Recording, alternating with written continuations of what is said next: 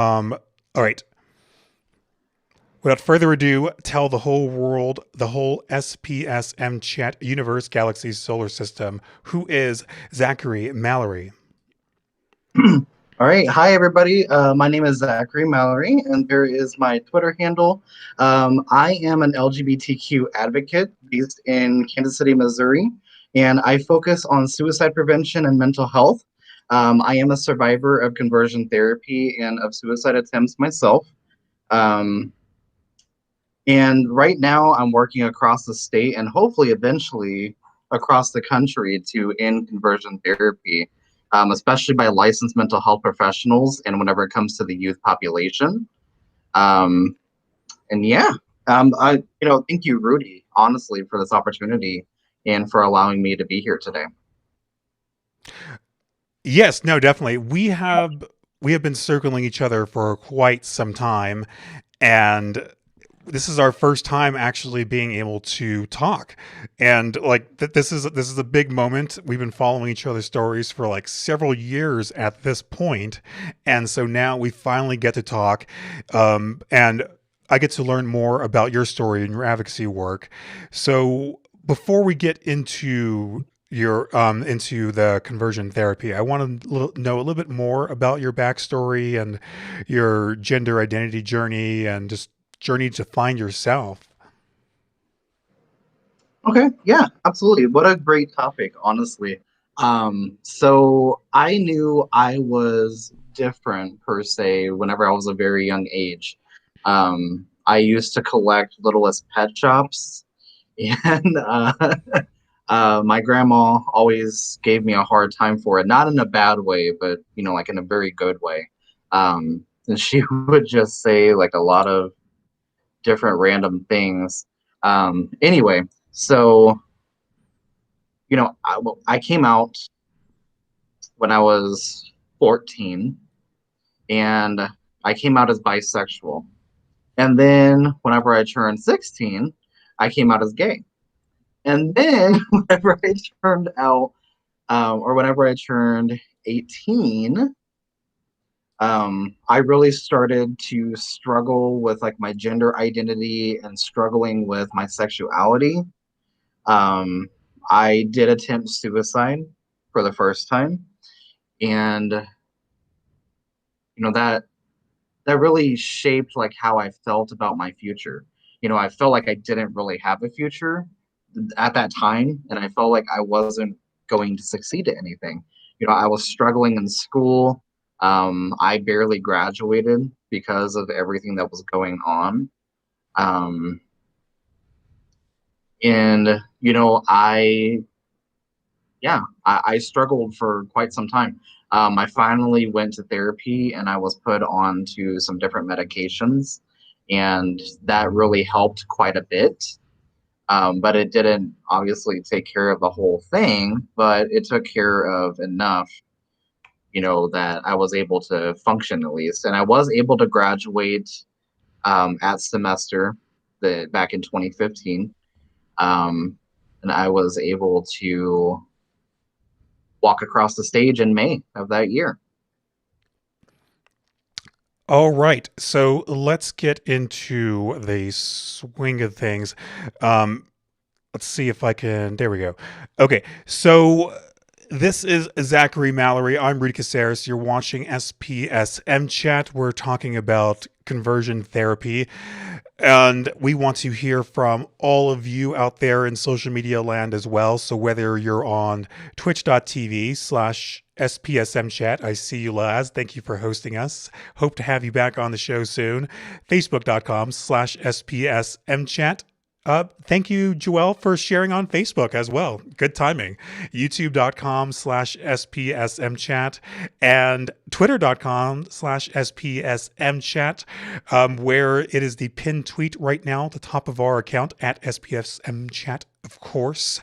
So if you have any questions, anything that we talk about during the next hour that you want to respond to, make sure to leave a comment if you're on Twitter and following along on the Twitter chat to use the hashtag SPSM. That way we can see it and give you a shout out and retweet you, and you can be part of our community. So tell everyone exactly what is conversion therapy. I'll just let you take it from there. Okay. So conversion therapy is an attempt to change somebody's sexual orientation or their gender identity. There are various forms that somebody goes about doing this. You can do therapy, of course, and the way that they do it is it's kind of like they're trying to erase the person that you are. They don't want you to be a certain way. It's kind of like how society influences youth nowadays. Um, anyway, so there are more extreme methods, so such as electroconvulsive therapy, which is what I endured during my time in conversion therapy. There's also chemical castration that they will use. Um, there's a lot of different forms of conversion therapy. It's also known as reparative therapy or sexual orientation change efforts. So SOCE. You'll hear that quite a bit. Um, and yeah, so conversion therapy is debunked by every single major psychological organization, and it has been debunked by the Human Rights Campaign and by the Trevor Project and by American Foundation for Suicide Prevention and numerous others. Um, yeah. Yeah, so I actually wanted to get into some hard facts and figures. I was looking up on humanrightscouncil.org. Let me bring that up. Doo, doo, doo. And so the lies and dangers of efforts to change sexual orientation or gender identity. I hate that picture. I hate it when they use like just really generic pictures like that. But yeah, it's so-called conversion therapy, sometimes as reparative therapy. Um, a range of dangerous and discredited practices that falsely claim to change a person's sex. We already read that. So, and okay, so here's some to date: California, Colorado, Connecticut, Delaware, Hawaii. Oh my God, so many states all have laws or regulations protecting youth from this harmful practice. 8 of these state laws and regulations were enacted under Republican governors. A growing number of municipalities have also enacted similar protections, including at least 70 cities and counties in Arizona, Colorado. Okay, many states. So, and then, according to a recent report by the Williams Institute at the UCLA School of Law, an estimated 20,000 LGBTQ minors in states without protections will be subjected to conversion therapy by a licensed healthcare professional if state officials fail to act. In April 2018, national organizations representing millions of licensed medical and mental health care professionals, educators, and child welfare advocates declared their support for legislative protections against conversion therapy. And and doing my research too is, um, like I had heard about these camps, like where people get sent to or even voluntarily go to as adults. It's basically, it looks like a cult, but there's actually like licensed mental health care professionals, so-called psychologists and psychiatrists, who do this kind of so-called therapy. And I think it's fair to say that this is like completely garbage science. There's no real science to it at all. It doesn't deserve to be called therapy or even a practice. It's just complete utter garbage that kills people literally. Um, but yeah, like that. It's just really surprising, like how common this still is, right? You know, absolutely. A lot of people, and I've heard, I live in Missouri, and I've heard quite a few people saying, "Oh, it doesn't happen here." Um, and I just tell them, like, you may not understand the full detail of what is going on, but I guarantee you it is happening in this state. I can almost guarantee it. Um, We have Desert Stream Ministries in Missouri, functioning out of Grandview, Missouri. And I believe the person that runs it is actually in the video that you'll share, Rudy. Um, he is, yeah, that there's nothing really to say. That he is ex-gay, quote unquote. Um, and he actively, he came to our Kansas City conversion therapy ordinance hearing and he testified and he shared that he is ex-gay and he's been saved and he is this and he is that. And then I'm just sitting here like, you just need to have a seat. Um, and I just, yeah. And he brought quite a few other so-called ex-gay people with him. And from what I can tell, that they are a cult. It is exactly what you would think it is. Yeah, and there's been all kinds of organizations like religious organizations. Like one that was one of the biggest was Exodus International. Let me share this again. So 37 years they were together, and whose mission was to quote unquote help gay Christians become straight. Shut down. This was what, 2013, and the founder, he apologized publicly, and he said that in all of his time like running this Exodus organization, that it was like 99.9 something percent of people like were still um still had same-sex attractions, including himself. So like even the leader of like the largest religious gay conversion organization in the world said that this does not work, that it is harmful, that it, like this organization doesn't even exist anymore, Exodus International, and yet it still continues. Like, what do we have to do as a society to end this once and for all? So one thing that we can do is contact your legislators in your state or even in your city or in your county. Contact them and let them know that this practice is still happening, or quote unquote practice. I shouldn't say practice. Um, and, get a group of people together, that are very like-minded and draft an ordinance, bring it to the mayor's attention, bring it to city council's attention, and um, just contact your legislators. Honestly, that's where it begins. That's where it starts. And just getting this ended in different parts of the country and eventually across the world. A lot of other countries have completely barred conversion therapy from happening. Um, but honestly, yeah, that's the main part that we could do is contact your legislators, have them fight for survivors of conversion therapy, have them fight to end it for once and for all, and hold these ex-gay leaders accountable. You know, the number of LGBTQ youth that attempt suicide after or during conversion therapy is absolutely outrageous. Yeah, yeah, definitely. It's astronomical, and it's completely unnecessary, and it's just, yeah, like I said, it just blows my mind that it still happens, that people still think this works.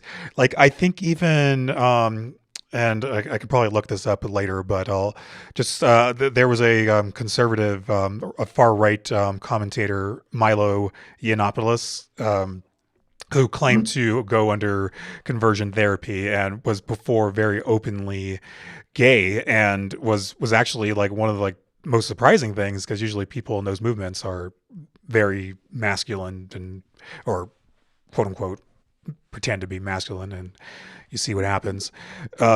So yeah, just really blows my mind that this is still a thing in the year 2021. People still think that this actually works. I just want to quickly let's do some shout outs. Yes, hey Nisa, how are you? Do do do. Let's put you down here. or just put you right there. Yes, thank you. Just keep in comments air quotes. Yes, we love the air quotes. There we go.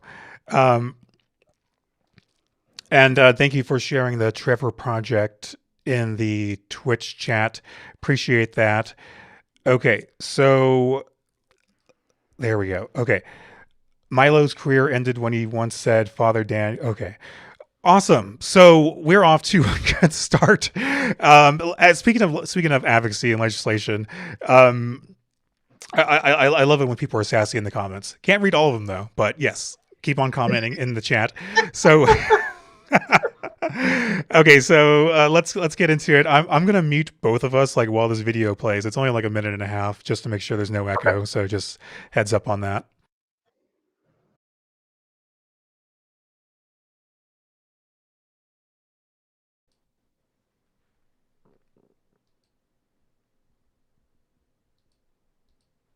Until you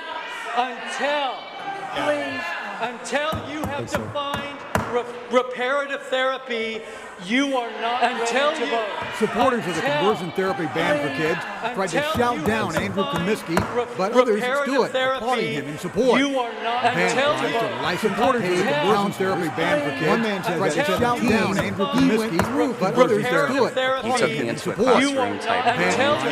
Supporters of the conversion therapy ban for kids. One man tried to shout down Andrew Kaminsky. But others stood. This was support. Supporters of the conversion therapy ban for kids. One man tried to shout down Andrew Kaminsky. But others stood. This was support. Supporters of the conversion therapy ban for kids. One man tried to shout down Andrew Kaminsky together. But others stood. This was support. Supporters of the conversion therapy ban for kids. One man tried to shout down Andrew Kaminsky together. But others stood.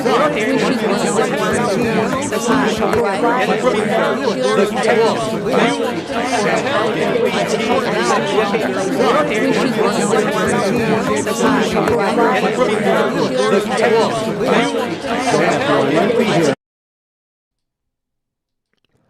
Okay, so give us some context of what was going on that day and what was going on in your mind. Okay, so give us some context of what was going on that day and what was going on in your mind. Go. Oh, yeah, sorry. So it kind of threw me off for a second. I was like, wait, what? Anyway, so the only thing that I could think of is just seriously cut his mic off. Like I kept looking at my mom and my mom kept looking at me and she was like, don't say it, don't say it, don't say it. But it just hearing him talk, it was probably like one of the most detrimental things that I've had to hear, and it was a direct attack in the room. And, before we went into the city hall, they did a prayer circle outside. There was about like 15 or 16 of them. And he was standing in the middle and he was doing a prayer circle. And then me and a couple other of the advocates that were there, we went outside and we did a counter circle. We were raising our voices and we were being extremely loud and trying to disrupt their prayer circle.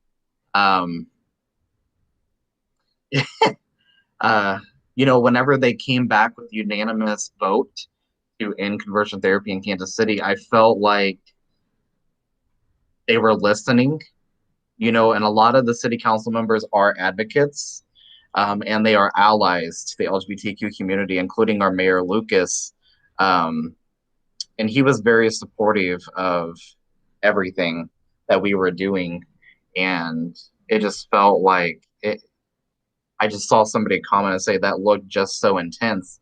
And it was very, very, very intense. You could feel the tension in the room. And you couldn't even cut it with a knife. Like it was one of the, yeah. And, I had a lot of people come up to me like afterwards and they're like, how did you keep your mouth shut? I said, honestly, it was not the easiest thing that I've ever done. It was very hard to keep my mouth shut and just to sit there and let him continue talking. Eventually the city council cut him completely off because they only give you a certain amount of time to testify. And of course, you don't finish saying what you want to say in just that little niche of time because there's a lot to really say and a lot to talk about whenever it comes to this topic. There's a lot of different aspects to it. And that was the only thing that was going through my mind is like, wow, we just saved lives, just by a simple ordinance. You have no idea how many lives we just saved. That's all that was running through my head. All the negative and everything, it was hard to see and it was hard to listen to, but just knowing that we have allies on the city council, it made everything worth it. Who would you credit with helping you along your way as far as finding yourself and accepting yourself and getting involved into advocacy? I would have to credit my grandma and my mother. Those two have been the fiercest allies. Yeah, they, my grandma passed away back in 2014. She knew literally every single detail about me. And even things that I didn't know, she brought to my attention. And it just really shaped the person that I was. And it really helped me become who I'm meant to be. She always knew that I was going to amount to something, and here I am going and getting my bachelor's degree, maintaining a 2.5 GPO or GPA. Oh my gosh, I'm sorry. Um, and just thriving and being myself, and sharing my story of going through conversion therapy and attempting suicide. That's my self-care. Yeah, no, definitely. No, that's good to hear that you had family because, as you know, that's not always the case. Right. So, how are we doing on chat? What is what are these emojis? I think it is like a oh, it's animals. There we go. Animals.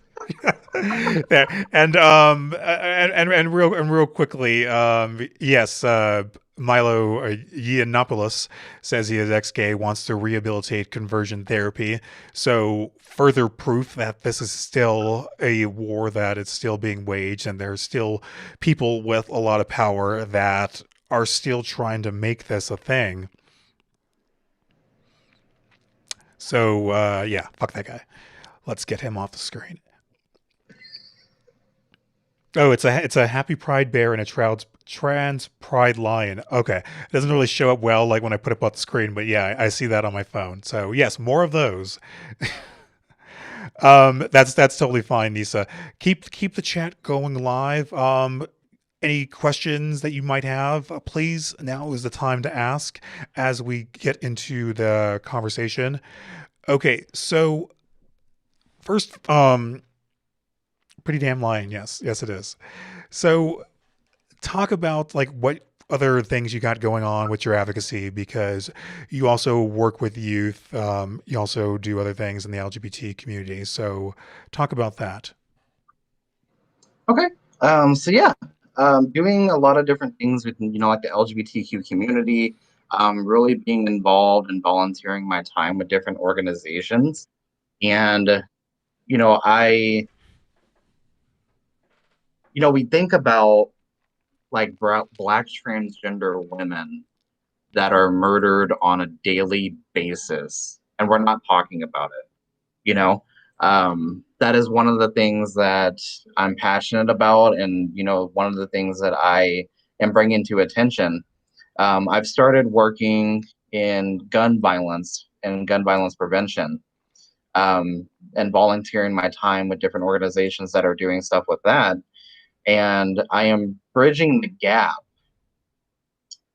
between the LGBTQ community and the gun violence prevention community. We are focusing on bringing attention to the number of Black transgender women that are murdered. and this is incredibly hard to talk about. And just,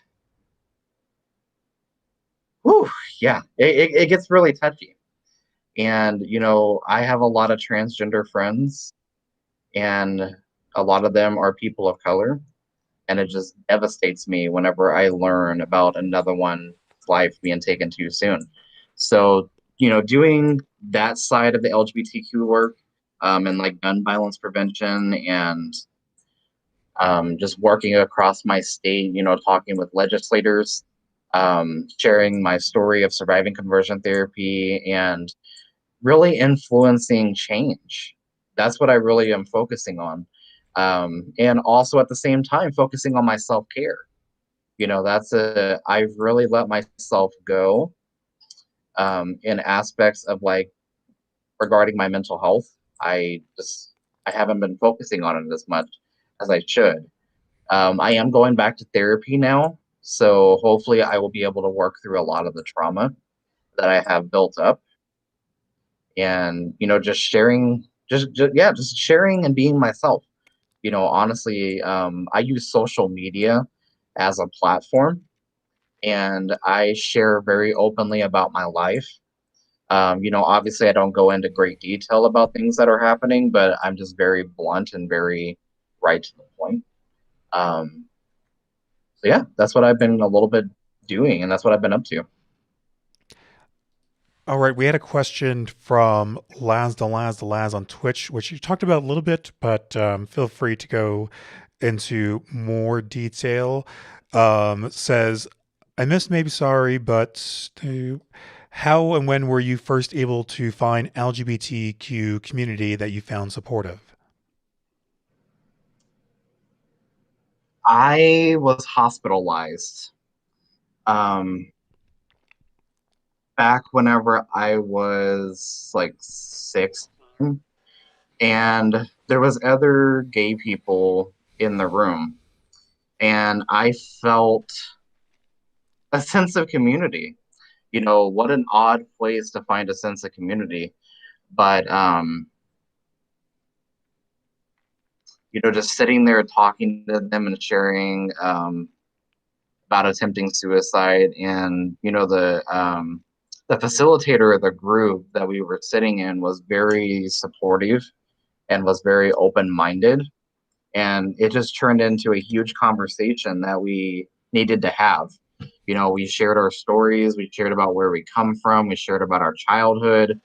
That was where I found the LGBTQ community that I found to be the most supportive. Thanks for the question, Laz. No, and we didn't go into that earlier, so thank you for asking. So you mentioned therapy. What's been that process like for you? Because there are some therapists who are more affirming than others, and so they run the whole spectrum, the whole gamut. I've had bad therapists. Everyone's had bad therapists. Everyone's had great therapists. So, what has been your process like, especially along your journey? Do you look for different kinds of therapists now as compared to when you're still trying to find yourself?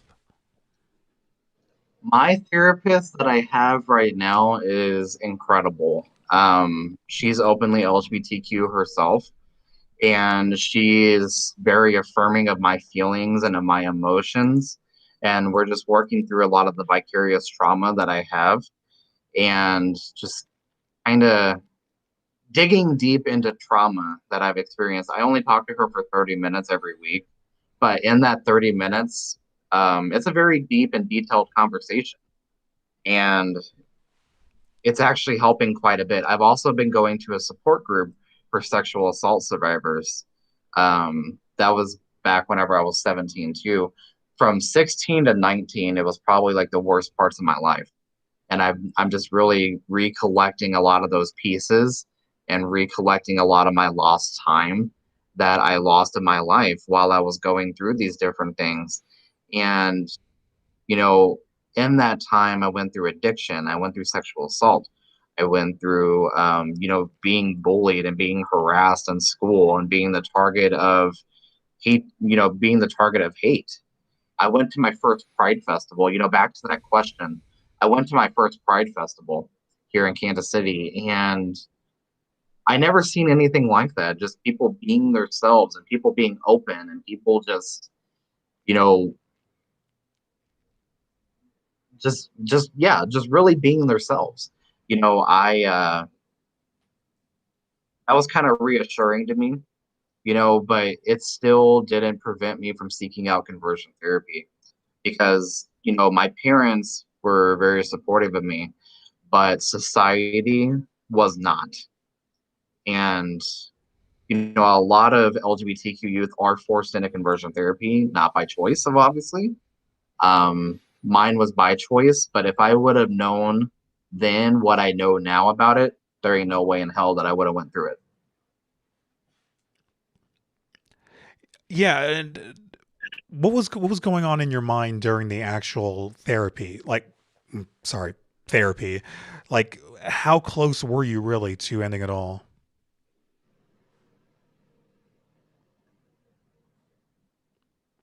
Um, the entire time that I was in conversion therapy, the only thing that I was thinking of is I want to die.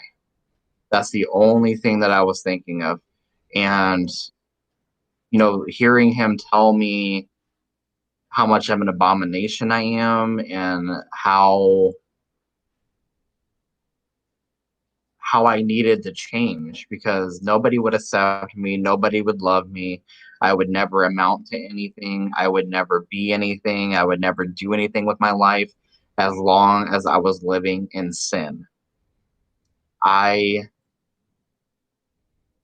I remember thinking, so think of like a classroom and think of like having like a projector and like a screen, and then you have your teacher. So in this aspect, he was supposed to be teaching me of how to overcome my emotions and overcome my feelings and being attracted to men. And, he would show images on a screen of like different sexual acts. And he would attach like electrodes to different parts of my body. And if I was to get aroused per se, he would send a shock throughout my entire body. That, to this day, I have not been able to cope with that trauma. And I hope that I'll be able to do that in therapy. But this is a very deep subject and very well needed to have a conversation around because I feel like more people need to be educated about what conversion therapy is and what it entails and what it does to the mental health of somebody. And youth are dying over this, like literally. And um, because LGBTQ youth are 4 times more likely to attempt suicide after going through conversion therapy or while they're in conversion therapy. That's a statistic that has always stood out to me and that has always been in the back of my mind whenever I'm speaking on a panel or, a conversation like what you and I are doing, Rudy. Like these are the conversations that I want to do more of and that we need more advocacy around. Um, People don't know what happens during the process. You're absolutely right. And they need to be educated about it because I think if all it takes is education, and I think if we get enough education out there, that we can end this. We can save millions of lives. And I don't want to see anybody who's coming up in the next generation have to go through this. I want to be, I'm a millennial. I want to see millennials end it once and for all. And yeah, like our young people are our future leaders. I don't want them to lose that chance to be who they are. Yeah, because the thing that blows my mind is that you mentioned the high suicide rates for people who undergo conversion therapy, and there's also high non-suicide rates, for lack of a better word, for people who are actually accepted and treated as equals and are allowed to live their lives. It's funny how that works. Like people like, especially in the ex-gay movement or just anti-LGBTQ people will say that we are saving these people because people in these communities with these identities, like, they have such high suicide rates and such poor mental health, they make bad lifestyle decisions, so on and so forth. um you've probably heard that a million times. And but the thing is that if people, it's not like because of the way they are, it's because of the way they're treated and not accepted and discriminated against by people who don't really want them to live their lives. Yep, absolutely. I've heard that so many times, and I think every single time, like, just let people live and be who they are, regardless. I identify as a queer Christian, and that um, my religious journey has always been a rough patch. I've dabbled in like different religions and learning different teachings, and after I left conversion therapy, it was probably the happiest day of my life, next to graduating high school and getting accepted into college. Those days are always super exciting, and um just I lost track of where I was going with that, but really just thriving. That's all I want to do. Yes, and we are definitely going to have more talks like this in the future. I told you, you can't get rid of us this easily. We'd love to have you back on in future episodes as a panelist, as whatever, or even as, again, as a one-person panelist. So we have another question from Laz, who I know sometimes feels like they ask too many questions, but they are always appreciated, especially when they're good questions like this. Have you been invited to tell your story before, and then the people/place that invited you was like, oh, wait, no, not that story, too real? Are you asked to edit your experience? This is a really good question, and I was actually getting ready to talk about this. So I got invited to speak on a panel, and I started talking about being openly queer and talking about talking. I clog up the chat. Um, I started talking, and they muted me. Like, I was holding a microphone, and they completely cut me off. And then they just completely cut me off, and they told me, do not talk about that, do not talk about that, do not talk about that. And I was like, well, I thought that was the reason why I was here. Excuse me for misunderstanding, but isn't that what we're here to talk about, is like trauma and to talk about what I experienced? I mean, you asked me to literally come and share my story, and just completely blow off everything that I'm saying. They just completely shut me down. And then the person that was moderating it came and found me, and told me that I was not welcome back in that facility and back into that place. And they would never, ever have a queer person be on a panel. They knew whenever they asked me to be on the panel, they knew that I was gay. They knew who I was. They've been following me on social media for God knows how long, and then just completely wipe me out, and I'm just sitting here like, really? That just kind of blew my mind. And not even kind of, that did blow my mind. That, needless to say, I'm not in contact with that person anymore. We're no longer friends. And they just kind of, and I don't see them on social media anymore, so I don't know what happened to them. They probably blocked me, but you know what? I could care less, honestly. I see that we have a question that says, any documentaries that you recommend? One of them would be, I'm Trying to think of the name of it. Saving Alex. So it is a story about Alex Cooper, and she talks about, it's based off of her story, and it's incredible. It's a really good documentary. I think it's on Netflix. It talks about conversion therapy. If you watch The Haunted, I think is what it's called. There's a episode about conversion therapy where my friend James talks about growing up in a cult, and that that hits home. Just thinking about the different experiences that people have experienced and people have gone through. But yeah, Saving Alex is probably my favorite one. It's great, and I highly recommend it.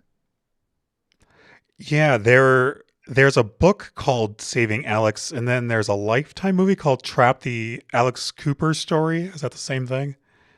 Yep, yep, Okay. All right. I was just looking it's up great. online.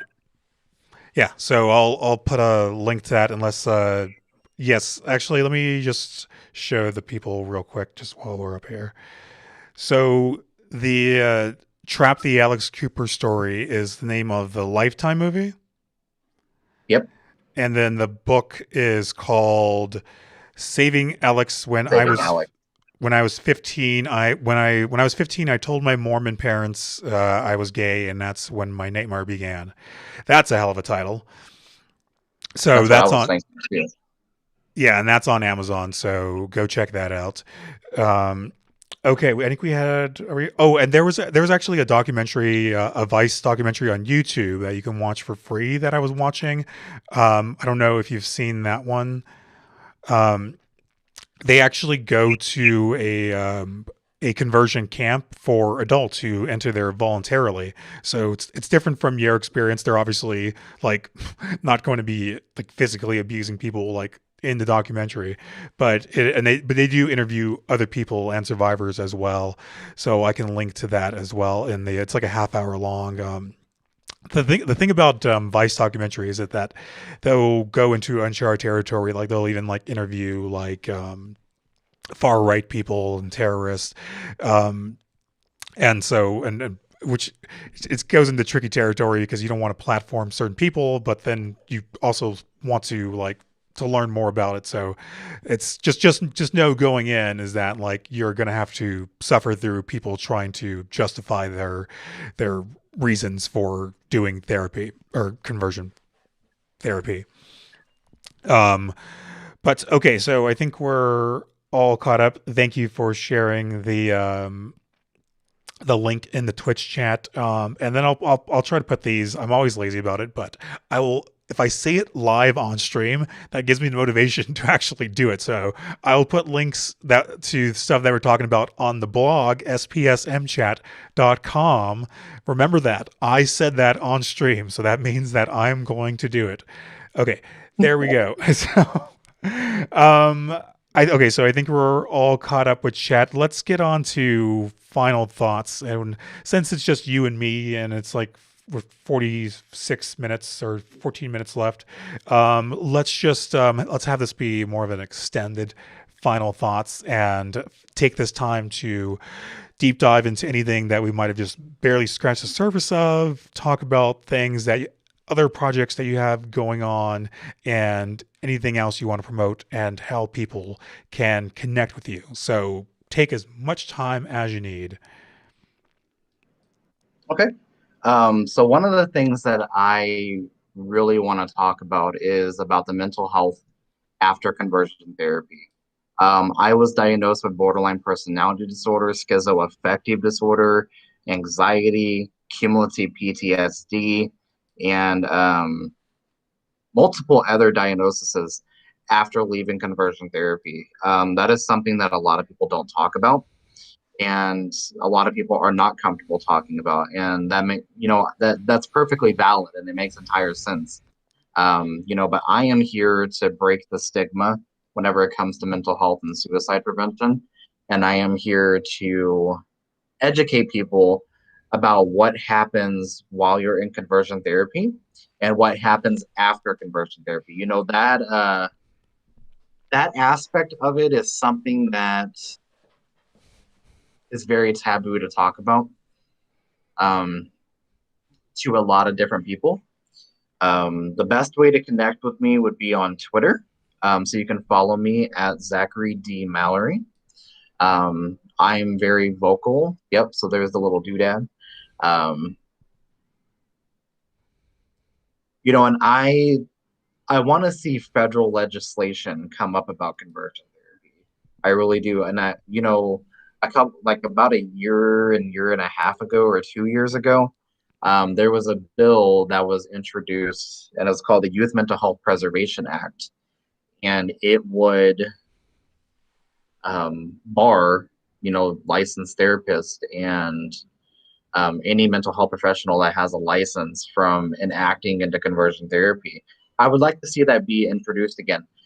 Here is a quick fact about conversion therapy. One of the things is a lot of the times conversion therapy is funded by Medicaid and Medicare dollars. A lot of people don't understand that, and they don't know that. That is something that we can end. You know, conversion therapy is something that we can completely end entirely if we do it in the right way, and if we do have the right people behind it. Anything is possible. So contact your legislators.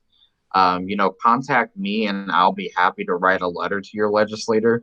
And I'm happy to testify.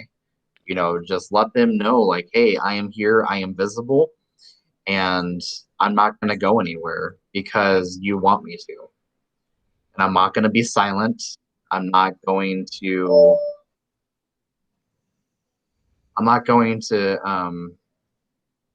sit on the sidelines anymore. You know, I am going to be at the forefront. Let's see, we have a question. Actually, are there specific things you feel you look out for or on high alert for when searching for a healthcare or mental health care provider you think is because of your personal experience with conversion therapy? Yes. One of the things that I look for is I obviously look for somebody who is affirming.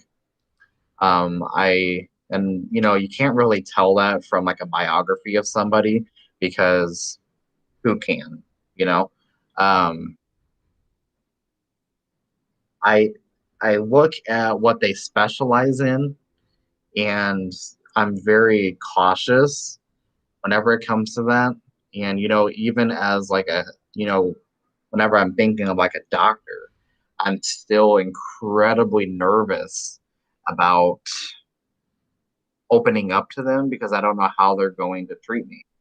I'm very reluctant to talk to anybody about a lot of different things. And I just kind of take a step back and think like, you know, is this person really going to help me or are they going to hurt me? That's just in the back of my mind that I'm constantly thinking about.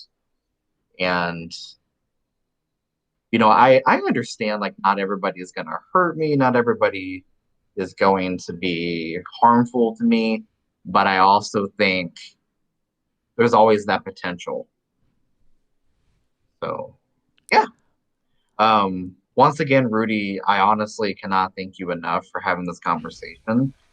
And it's, like I said, it's a conversation that is very taboo and very hard to talk about, but we need to talk about it. We need to see more advocacy around it, and we need to do something about this to save so many lives.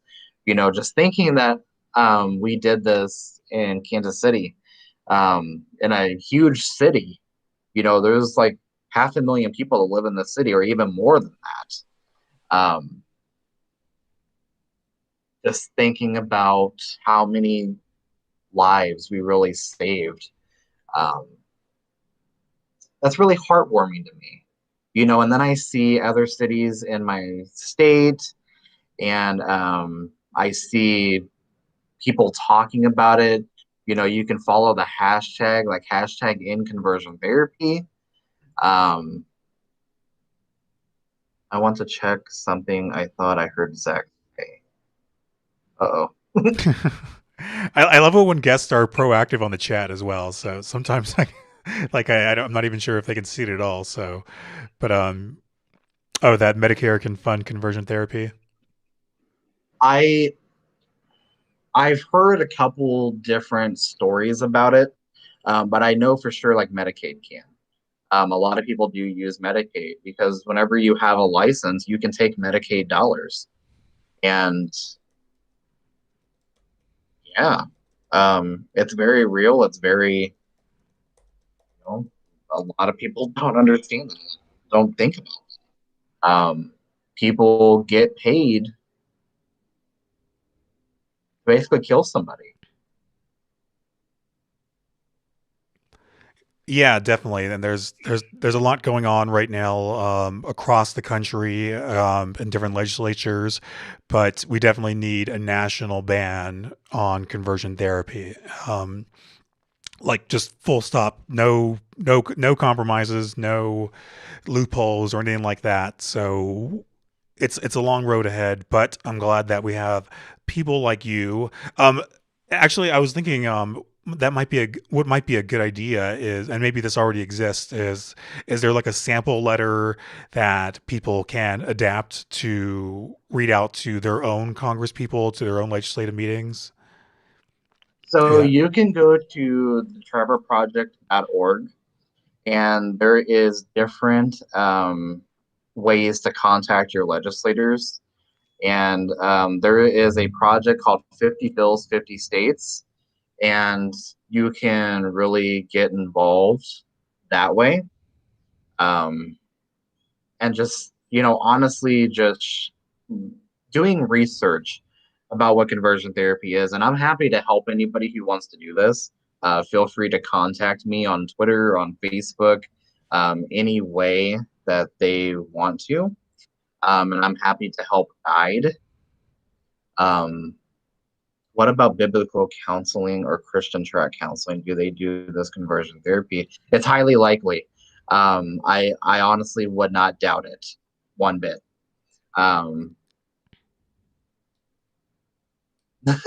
There was speaking of biblical counseling, so there was a person that was at the Kansas City City Hall whenever we did